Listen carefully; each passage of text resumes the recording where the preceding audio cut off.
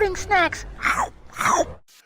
What's going on, everybody? Your Loading Snacks Anime Chat admins are here once again to spoil and discuss ReZero, specifically episode 15 to 17 this time. Uh, Yo, this Hi. this was a hell of a roller coaster that we all just went through. Hey Noah, let's talk about it. Where you want to start? let's talk about it. The last three episodes, we ended last week where we saw Knife and Rim's back, and then we came back and found out exactly how that happened. We got introduced to the witches cult. We passed the royal selection arc, and now we're headed back to see what's going on and see what happened there. We met a new villain, Beltageese, the crazy mofo who's biting his fingers and worshiping somebody. He's eccentric, for sure. He's facially challenged. He's something. They always got such unique characters in there. And then what else happened? And then we had Death. a vision of the white whale, the first vision of the white whale. We did have that as well. Mhm. Yeah. And now, where we left Scary. off is everybody has forgotten about Rim except for Subaru. Gabby, what do you think about that? About how only Subaru knows? That's a new twist, and I don't know. I don't know why that would happen. My only inclination is maybe it has something to do with the white whale, because the white whale is a new thing, and it seems like it's something in big, powerful being. So, did the white whale just erase her? She did go back to fight the white whale. Yeah, so that's why I think that's something to do with it, because I'm like, I don't think it would be something with Subaru's curse, so it's got to be something with the white whale. Right. That's kind of where I'm sitting at too. I'm sitting there. It's white whale adjacent somehow. Like they had the similar horns that we saw that they mentioned, and last time we saw her, she jumped off to go fight it, and the Subaru get away. So Yeah. only thing that makes sense at this point is the fact that it's white whale related. Yeah. So hopefully we get more this week when we get into it. But right now, that's just what makes the most sense. So that confusing but expected with this show. So yes. No, when I first saw that, I was like, "What the fuck?" But it's got to be something with his curse, because only Subaru doesn't. Everybody else does. Everybody else remembers him, and only Subaru doesn't. So now the question rises. Maybe it's because of his curse that he remembered. Well, yeah, that's what I'm saying. It's got to be Oh, something involved. there's some tie-in. His Some curse tie-in to the or curse. something, because if everybody else forgot but him, he's clearly not special. You know what I mean? I mean, he's special in that aspect, but like, I love my boy, but he ain't the most talented bloke. He ain't the brightest apple on the tree. He tends to lead with his emotions when he shouldn't be. He's got more chutzpah than is necessary, and that's why we love him. We do. He's kind of in a funk with me right now, but overall, he's still my guy. Yes, and then he's bumped down for me a little bit. He's bumped down. The way he's been acting recently, The way he's been acting, I can't say he's like in the top. Like he's not one of the top two. Right. Anymore. See, if you're if a good character was your favorite the whole time, he ain't a good character. I got a question I want to know from last week. Gabby, since you weren't able to watch it with us live when we were watching it on Thursday, what was your reaction to episode 15? Because you gave an interesting stat to me, Noah, about something about episode 15, like it's the highest rated episode or something like that. Oh, it's the second highest rated episode. Yeah. So really? Noah, yeah. Episode 15. Wow. Yeah. All that despair we go through in that episode alone. I told you guys that when we were talking. I was crying. I didn't take off my makeup, so I had mascara stains just like down my cheeks. And when I looked in the mirror afterwards, I was like, "Oh, that was bad." Yeah, it was. I knew something was coming, obviously, because we ended that way. But the level, like before, everything was bad. But like this was the worst so far, and I'm just like, "Holy shit! What the hell? What do you mean?" And then just like the way it happened to him and the freezing and the just It was so insane. And of course, obviously, Subaru's voice actor is amazing. What'd you think about Puck being so crazy? Puck is my guy. Puck is my guy. But he's scary. Oh, terrifying. Yeah. Terrifying. Absolutely terrifying. Actually, one of my favorite moments in this show, absolutely so far, is the end of that episode. When everything starts to just freeze over slowly as he's carrying her body back. And then the head. Puck just arises over the mansion in full Puck form, but it's like shadowy kind of, so you don't get like a detailed shot of him, but it's a terrifying shot of him. And he's just like, hey, y'all killed Amelia, this whole planet got to go. And just lop Subaru's head off, and then the credits just roll. And you just see the blizzard getting worse and worse as the planet begins to freeze over and just kill everybody. That's insane. That was perfection. If you didn't think Puck was the most powerful being in the world, then, Puck is the most powerful being. There's some deep stuff with that. If you remember, originally Puck said that her contract with Amelia, and she said it plainly, they said that if Amelia dies, I'll just follow my contract when they were in fighting Elsa. And now we find to destroy the fucking world if Amelia dies. And it all check. Protect that child at all costs. It also is that's the definition of that. Yep. It's also noted that Subaru's head fell off when he was there, but that was kind of Puck saying, you know what I mean? That was kind of Puck's anger and lashing out at Subaru, because he's going to die either way, so there's no reason to chop his head off. But it shows she was lashing out at Subaru because you couldn't protect Amelia. Yeah. You know what I mean? She was generally angry, et cetera, so... Yeah, just join my daughter. That part was interesting, too.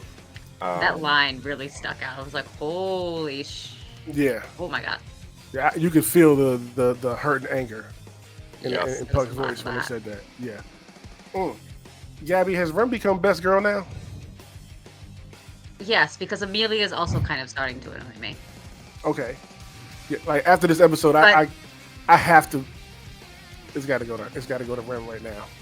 That was she just. Amelia's not annoying me, but all I'm saying is she abandoned Subaru when he was at his lowest, and Rem literally got twisted up like a Beyblade and was still dragging towards Subaru. Ew! Arms was worse than like the this.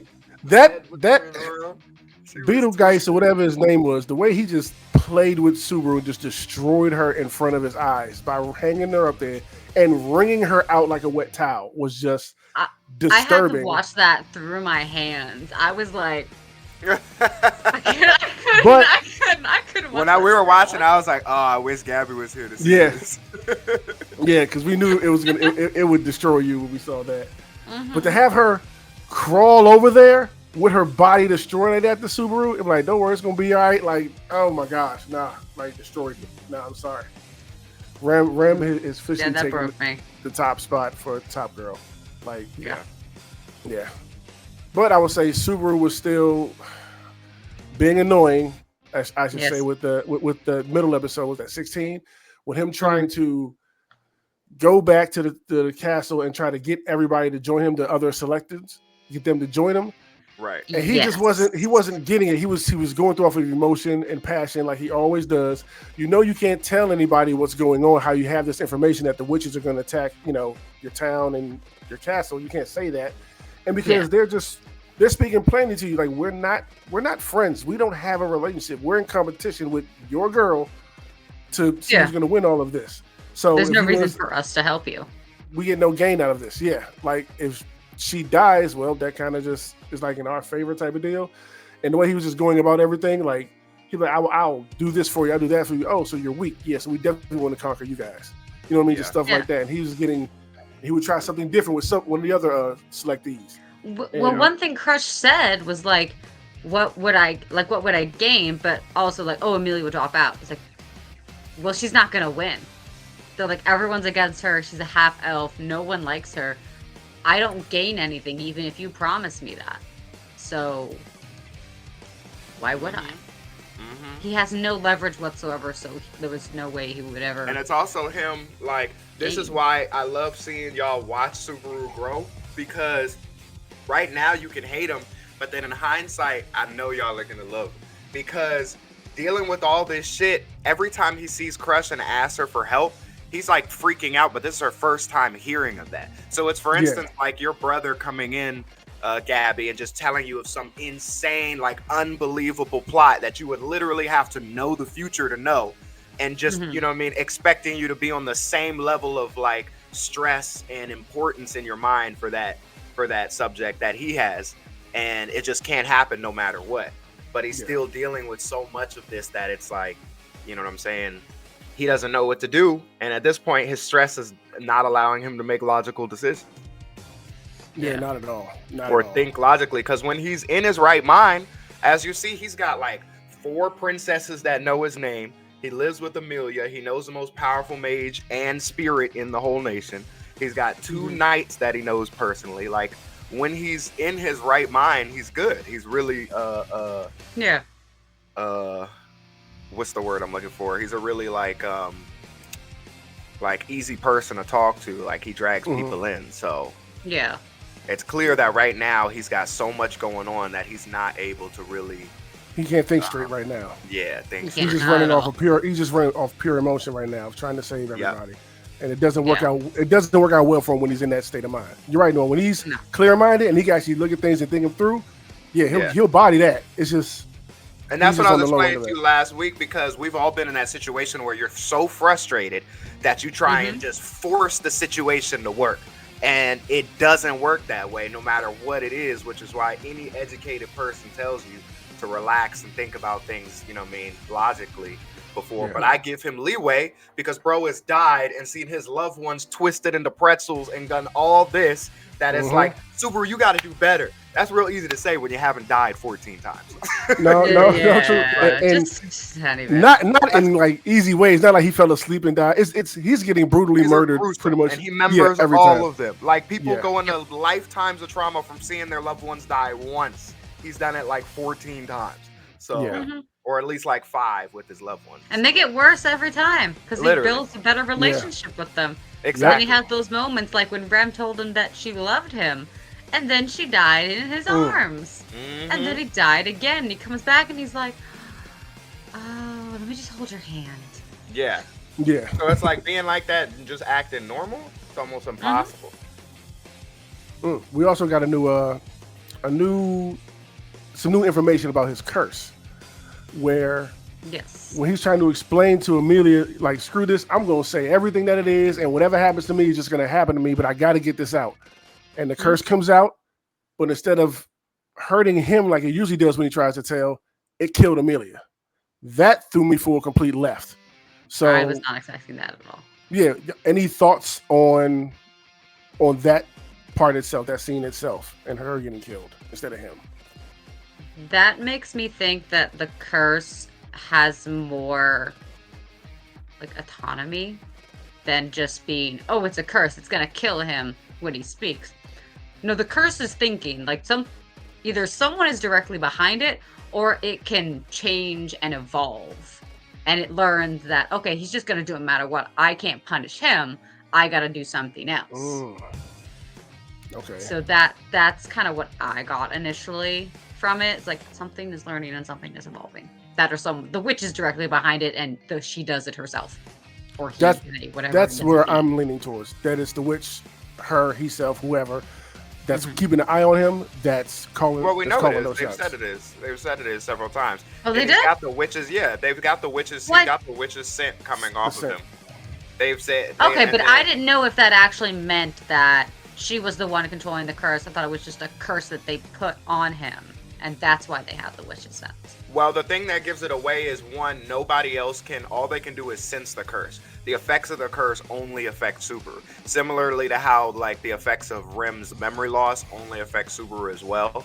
So that's just to clear that it's between, like, a celestial thing and, like, Subaru originally. And Subaru came to this world from somewhere else. So whatever he's got going on inside of him is not something like...